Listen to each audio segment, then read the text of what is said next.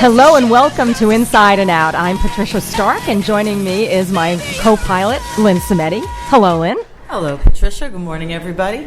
Well, it is another beautiful day here at Boulder Stadium, and the sun is out, and it's going to hit 70 today, so I'm in a good mood. How about you, Lynn? Me too. I'm already sleeveless. I see that. Lynn's ready for the summer. So our topic today, we have a really great guest for you. We're going to be talking about how to access genuine confidence. Now, confidence is a tricky thing. It's something that some people like to talk about, that they sometimes have it or don't have it, and then some people like to always pretend that they have it, but they don't necessarily. And I like to think that there's quite a difference. Some people will say, well, can you be overconfident?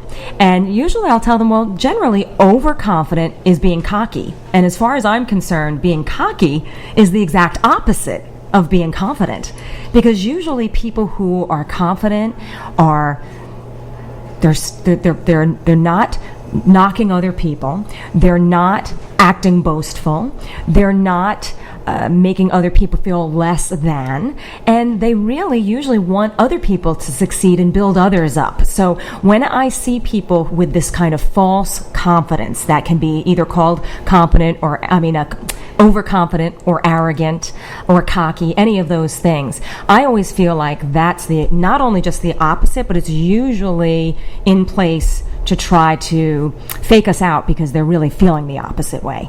I think that's true. Oftentimes people will fake it for lack of having being able to own it themselves. Right. So our guest today is peak performance expert Michele Phillips. Now, Michele, I've known for a very long time, and this woman really lives what she coaches, what she talks about. She rocks it. She really does. She's an authority in the field of peak performance. She's an author and a speaker, and she really inspires others to action, and she helps individuals create a life basically filled with energy is her goal, joy, fulfillment. She works with a lot of Fortune 500 companies around the globe and around the country. She's actually going to be having this book come out soon. She's creating, it's a book about creating positive habits, and it's going to be called Happiness is a Habit, Simple Practices for Living Successfully Every Day. And that's going to be released this fall. And I am super excited for this book to come out because I know that she's just going to it's going to be chock full of so much useful information to help folks really develop the habit of being happy. I mean, it is a habit. Yes, you have to say I'm going to do it. It sounds so silly, but what I've learned along the way is, you need to find ways to continue to be happy and to make yourself happy in times that are sometimes very, very difficult. Yeah, and that has a lot to do with confidence or not. So today she is going to join us, and she's going to talk about her 5 suggestions on how to really access genuine confidence. And Michele, are you with us? I am with you. Good morning. Hi, welcome to the program. Thank you for having me. Michele, Lynn is here too. Good morning. Hey, Michele. Good morning, Lynn. How are you? I'm wonderful. Good. Well, we can't tell you how excited we are to have you here, and we've just been talking about all the wonderful things that you do and about being excited about your new book coming out this fall. And I just wanted to really kind of get an overview. I know you have these 5 suggestions that we're going to talk about with how people can really access genuine confidence, but I wanted to just get a sense from you. I know that you help people to access different things with the peak performance training that you do. So why don't you first just tell us a little bit about your work and why you love what you do, Michele? Okay, sure. Basically, I do a couple things. I work with executives and I work with personal coaching clients through workshops, training workshops, one-on-one executive coaching, or just one-on-one personal coaching. And basically, everything is centered around really becoming your true self.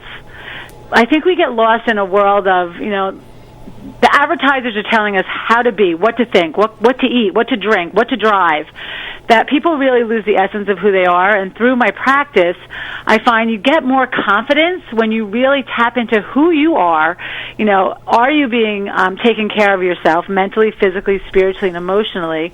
And who are you at your core? So that's what my work is really set up to do, is to really help.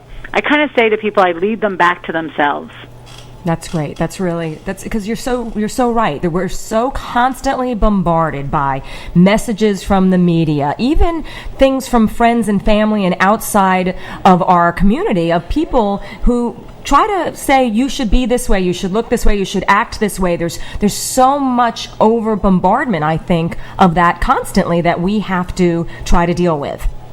So it's so much out there, and sometimes I even call it the unspoken rules of society. Mm-hmm. You know, my parents never sat me down and said, you should go to college, get married, buy a house, have 2.3 children, you know, and live happily ever after. They never spoke those actual words, but I think it's just out there. We kind of think that's what's expected of us. Yeah, I could totally see that. So a lot of the work that you do, I'm sure that confidence must come up a lot when you're dealing with any of your clients. And what are some of the most common things that people will say to you about not being as confident as they wish they could be?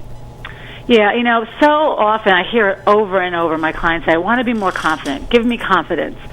And I always say, I can't give you confidence. It doesn't come in an over-the-counter supplement. It's something that you have to look inside and work on yourself. So, you know, confidence, people will say to me, you know, what do I do to be more confident? And the first thing, I start with simple rules. I say, you know, are you keeping your promises and agreements? A lot of people don't do what they say they're going to do. We throw the English language around like it means nothing. Call me, we'll get together, let's have lunch. And we don't do it. So I always say any agreement you make is first made with yourself. Yeah. So if I say, Pat, we're going to have lunch next week, I'm really making that agreement with myself. So what I say to people is I give them little tools that will help grow their confidence. Mm-hmm. And it really comes more from working on yourself on the inside. I think a lot of people, I'm not saying a great new outfit and a haircut and a nice car, that makes you feel good. I'm not disputing that. But I think what people lack is true confidence. Mm-hmm. And they get promoted so often in companies because they're good at making widgets. Mm-hmm. But they're not good at dealing with people, being a leader. Yeah. Well, one of your first of your 5 is this keeping your promise as an agreement. So let's go into that a little bit more. And I really liked how you said when you make an agreement or a promise that you make sure that it's binding to yourself first. But I think that a lot of times people have good intentions. I think that when they say, let's meet up, let's do this, let's do these things, or they say they're going to call, or they say they're going to do things. I mean, I know family and friends that do this, and it's not like they are not trying to be nice or trying to break their promises. I think that people start out with good intentions, and then everybody gets overwhelmed, everybody gets stressed out, everybody has a lot on their plate. So what's the best way then to juggle life and not make a promise that you can't keep then? And it's all just, a lot of this is just bringing awareness to what you're saying, what you're doing. You know, so often you always hear, on Monday I'm going to start my diet or start working. You know, Monday's a famous day of the week, you know, that everyone starts all the habits. And, you know, I just say to people, you know, start with creating promise small things that you can deliver. Mm-hmm. Only promise that you could deliver. Start small. If you really can't meet with someone, you can't get together, or you can't, you know, you're not going to get up and go to the gym in the morning. Because what happens is people don't realize this. Every time you break a promise, like, you know, you don't work out, you don't do what you say you're going to do, you're really chipping away at your self-esteem. Mm. And people don't realize these are little chips and maybe you don't notice them at first because like you said, I had good intentions. I meant to call, I meant to work out, I really was going to eat healthy today. We all have the best intentions, but there's a saying, you know, we judge ourselves by our intentions, but other people judge us by our actions. Yes. And really, we judge ourselves by our actions, too, because we know we're not keeping those promises to ourselves. Yeah. I think that you bring up a nice point about it being chipping away, because I think it's a subconscious thing. If you think about it, if you constantly or even every once in a while are slacking off or not following through on the promises and agreement that you made to yourself, even if you don't know it outwardly, I think it's kind of like it's taking stock in the back of your mind, and you know it, you can't put your finger on it, but something just feels wrong. Yeah, you know, I deal with one of my clients who's a smoker, and he beats himself up for smoking so much, you know, but he knows it's a bad habit, but he just can't seem, you know, so It does. It's starting to find out what can you do. What is something you commit to that will make you feel good? I always say, don't stop smoking. Just start eating apples. Yeah, and then right. walk around the block. And eventually you're going to be so healthy, you're going to be like, why am I still smoking? Yeah. So giving yourself things that you can commit to. Yeah. And I would also think that when you are in a habit of breaking promises and agreements with yourself, I would think that that would also affect the trust you have in your own self. It's so true, and I think we so take it for granted because, like you said, it's so common. Yeah. It's so common to say things that we don't mean, make promises we don't keep. When a customer service rep calls you back, you're like doing the happy dance because they called you back because they said they would. Yeah, I know. We don't have the expectation of people doing what they say. Oh, it's so, and I was sick over this last night. I hired someone to do something for me, and I gave them a very nice deposit, and it's been 4 weeks, and this person couldn't even do what they promised me that they were going to do, and they said they were going to wow me so that I had a lot of other people that needed this particular service that I was going to recommend to everybody and their brother, and now I lost faith in this person. So not only would I not continue using him, he's lost all of this other business that I would have recommended to him because he just didn't follow through on what he told me he was going to do. So that's a perfect example. Yeah, I mean, it's just so common, unfortunately, Yeah. that when you are your word, people are like, oh my gosh, you called, you did what you said you were going to do, you followed up. And it's sad that that's surprising because you're right. That means it's so common that when someone does go the extra mile or has the plus factor or does what they say they're going to do, we take note because unfortunately that's not the norm. Yes. Yeah. All right, well, let's move on to the next one. You say work to get better at something. So how does that affect our confidence from your point of view? Well, you know what it is? Anytime you have, I call it mastery, or, when you're learning to do something, anything that you get better at and you can see incremental gains, it could be learning to cook, it could be gardening, it could be running a marathon, anything. But a lot of people, I just was with a client this morning on the phone, and I said to her, what are 10 things, her homework from last week was 10, she had to write down 10 things she loves to do. Okay. And she came back to me today and she said, this was really hard, I don't know. And I said, well, what do you mean you don't know? And some people get so caught up. She works so hard at work, and I'm executive coach for her. She gives to her job. She gives to her family. She gives to her kids. But she doesn't give to herself. Yeah. So I said, okay, I want you to think of things that you enjoy because, and this is a person who really wants to build her confidence.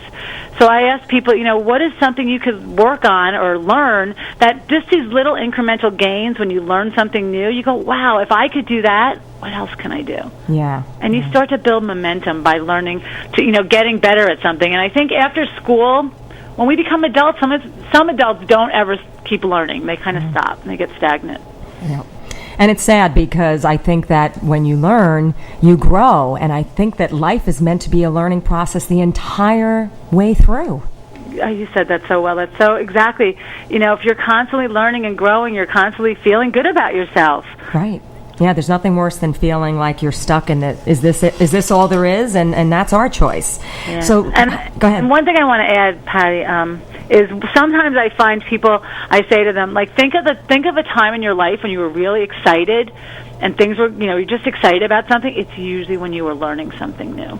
Yeah, that's true. It does. It makes you feel powerful. It's exciting. It's expanding your mind and your ideas and possibilities. I mean, it's great. And it's funny because I felt like as I got older, I enjoyed learning more. I think sometimes when you're younger, you feel like I have to do this. People are making me do this. And then as you grow, that's true. And and when you get older, you get to do things that you learn about things that are really of interest to you, which is a whole other piece of the education system of drilling these kids with information that's not necessarily all that exciting. Yeah. And it's so true. I feel like my education was wasted on me when I was younger because I wasn't invested in it. Yeah, well, and it's, we all had those teachers that made it fun and exciting, or at least that they had that passion. And I can tell you every teacher that I ever had that I probably learned the most in because they had a passion for always learning and growing and teaching us to do that. Yeah, so I want people to, you want people to have that every day. You can create that for yourself, and that's what I mean by the work to get better at something. Excellent. All right, so number 3, you say invest in self-development and knowing yourself. So when you talk about self-development, are you talking about continuing reading books about development, things like that? Like, give us some ideas. And, it depends. Each person is different. Last night I just was with another client that we just finished our coaching. I coached him for 2 years. And, he was a great leader already when he came to me. Like, he was he was rising in his company. He was doing great. But what I did was I held him accountable to, well, what's your leadership message? Let's read about leaders you admire. Let's look at what their message is. Can we connect your message, your head to your heart, so when you people want to follow you? Because so often in the corporate world, people are kind of corporate talking heads. Yeah. They're all saying what they're supposed to say. And a real leader is someone who really looks, reflects, and says, what are my top 3 values? What are the lessons I learned in my life growing up that are so important to me I would teach my kids? Mm-hmm. So when I work with people, I kind of ask them these questions, these reflective questions that nobody's ever asked them before. Yeah. So self-development could be anything from just reflecting on why you make decisions, what your beliefs are, to reading a book that inspires, motivates, or educates you. So, it's really doing something that helps you grow as a person inside. Yeah. And the second part of that is knowing yourself. I can't tell you how many times, I know you and I are very similar as far as reading a lot of the books from over the years that talk about this. And, Napoleon Hill was great for talking about the fact that something like 98% of people never really fully have the belief in themselves to achieve a lot of what they want to do. They simply either settle for less, or they think they haven't earned it, or don't deserve it, or whatever it may be, and they really sell themselves short most of their lives. And also that they are afraid of themselves, that they don't take time to really know themselves. And the second part is knowing yourself. So what are some more suggestions for helping people to not get so wrapped up in the rat race of life to where they don't even stay in touch with themselves? Well, my biggest thing is, I think what happens is we are in a society that moves so fast. So everybody's rushing and going and moving, and we're just moving so fast. And my biggest thing is you have to create what I call pattern interrupts in your life. Pattern interrupts. Where you just stop and kind of assess your life and say, how am I doing? Like mentally, physically, spiritually, emotionally. Is what I'm doing at work what I want to do? How are my relationships? Have I spent time with my spouse, with my children, or am I traveling all the time? Am I taking care of my body? What am I doing for my mental stimulation? So it's these pattern interrupts that you stop and you reflect on what's going well, and you give yourself a pat on the back, and you go for the things that you're doing well, and then you say, okay, I need to pay more attention here. And that's where the investment in self-development and knowing yourself is kind of taking that step back and asking, what's working? Are my beliefs getting me where I need to be? Mm-hmm. Are my habits getting me where I need to be? And most people just are so busy working and going and doing that they never take that time to reflect.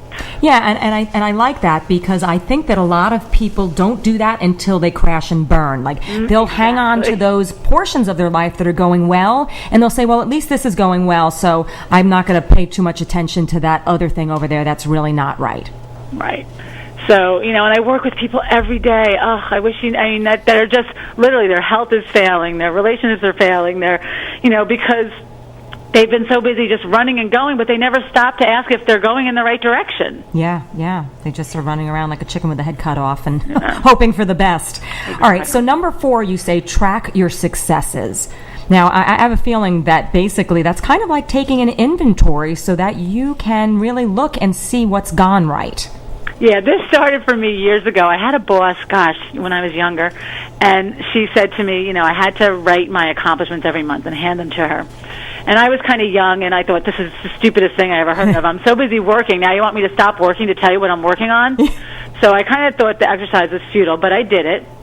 And I started, at the time I used a Franklin Covey time planner. I remember every month I just made a line on the front page, and I said personal and business. And I started writing down my successes. And originally I was keeping track, because my boss wanted to know. Yeah. And I would write down my personal successes. If I read a book, if I, got in touch with a friend I hadn't seen in a long time, if I, worked out 5 days a week or whatever. So I started writing down everything. I got so out of control. I was having so much fun because, again, it builds momentum. Yeah. Some months you have the best intentions to get certain things accomplished, but life gets in the way. Yeah. So you don't get accomplished everything you wanted, but if you look at this list of things, you go, wow, look what I did do. Yeah, and I would certainly think that not only makes you feel motivated, continue that motivation, but that in itself is a confidence builder, because when I work with clients, I'll recommend that they put down all of their successes on a card, almost like a confidence card that they can glance at least, rather than going in thinking negatively, that they can take a quick inventory and say, hey, you know what, this good stuff has happened, and it makes you also not focus on what's bad or what went wrong. You're so right on there, because I think what happens is people, we look at we give rewards we celebrate the endings. We celebrate graduations and promotions, and we celebrate blue ribbons and trophies, and we don't celebrate all the steps it took to get there. Yeah, that's really true. And this true. is about celebrating all those little steps that you're going in the right direction. Yeah, and I love the idea of, I always like to try to think, and of course this doesn't happen every day, but I like to think of celebrating life every day, and this works beautifully along those lines, that you could do this at the end of every day and just take an inventory of what was I glad that I accomplished each day, and I would think that would also probably help you sleep a little bit better. Exactly, because then you're looking at what's going right, not what's going wrong. Yeah, and don't you believe also that what you think about, you attract? I can't say that enough. What you focus on grows. So if you focus on what's going wrong in the world and all the bad things and everything, that's what you get more of. Yeah. So it's really paying attention to where you place your thoughts. Yeah, and we do have control of that. I always tell my son that he's in charge of his own brain, and that you can decide what thoughts you're thinking about and what you're spending your time really paying attention to. And Patricia, that's the one thing, gosh, if everyone can just get that one thing, because I'm always writing on Facebook or tweeting about that, and just yesterday someone said to me, explain what you mean, what does that mean? So it's really helping people understand that concept. Yeah, and then number 5, you say act as if. So is this equivalent to fake it till you make it? Basically, yes. It's just looking at people that you see as confident, is it their voice quality? Is it their posture? Is it, the way they stand? What are and then you emulate them, and eventually it becomes how you, stand, how you speak, and, what's their energy level. And I don't want people to, be someone else. I want them to be comfortable in their own skin and who they are. But by looking at other people and emulating them, you start to take on those traits, and you make them your own. Okay, so then look at people that you feel are confident, that you feel like have it all together, and see what they're doing, see how they're speaking, how they're carrying themselves, maybe some of the choices they're making, how they interact with other people. Start noticing things like that and try to emulate it, is what you're saying. Exactly. It's so simple. Years ago, I always laugh at this story, but years ago I had a boss who was just so confident, and she was very... I'm fast, and I'm a lot high energy. And she was very slow and calculating, and she always wore these red suits. Probably this was back in the early 90s, I don't remember. And I remember when I got my first client, on my own, I went to the store and I bought a red suit. Because I felt like that was going to make me feel confident, and I was going to emulate the way she stood and the way she, I'm not her, I'll never be her. But it gave me the confidence to finally figure out who I am. Yeah. And I think, though, that sometimes, I think women are hard on themselves, and therefore that's why they're hard on other women sometimes. And I've experienced this, and I've seen this happen with different people, and I'm sure you have too, where someone will look like they have it all together and will be very confident, and other people will actually, make it seem like they got a problem or they don't like them or whatever. And I think it's more about a reflection on, sometimes it makes people have to hold a mirror to their own selves and say, well, how come I'm not confident? I guess what I'm trying to get at is that rather than people celebrating people who look like they have it together and have this confidence, sometimes they knock them because it makes them feel bad about themselves. Yeah, and and that's the thing. I call it selective vulnerability, especially in leadership, because we don't. If someone's totally perfect and confident, we're looking for ways to, what's wrong with them. Like, they can't really have it all together all the time. Yeah. And really, none of us do. No. So I think that's the thing, is to be confident but vulnerable enough to show that you're human, show that you've made mistakes, share, your trials and tribulations with people, to say, and in my book, I've written a lot about my divorce and things that have happened to me that weren't such happy times. But the reason I wrote about them is because I want to show that being confident and happy doesn't mean your life is perfect. No, that's for sure. Being confident and happy means that you take what life gives you and you make the best of it.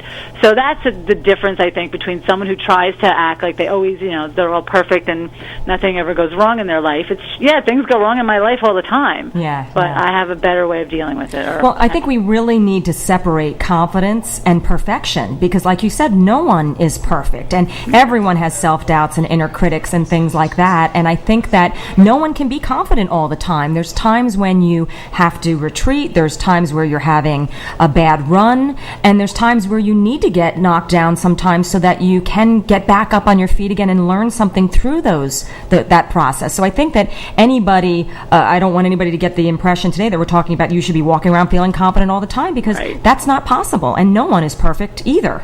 No, and what I make sure is I have my, cheerleaders that I can name them right now, right off the top of my head, is my really good friends that when I'm feeling so low, I could just call them up and say, help me, I'm having a bad day, and they just tell me how great I am, and I just needed to hear from somebody else.